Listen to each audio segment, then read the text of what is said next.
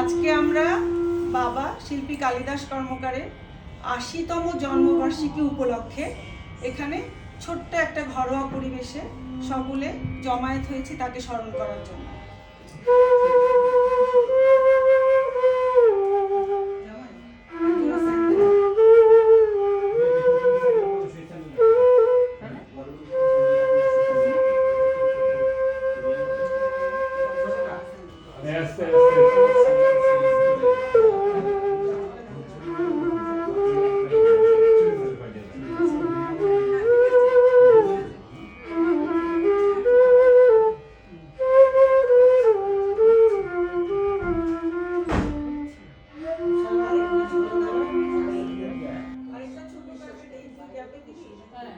ওই কসমোসে গেল না স্টুডিওর ওই ফ্লোটিং ইয়েটা দেখে বলে তুমি আমাকে আমার ব্যাগটা চলে দাও, আমি শুনতে চাই।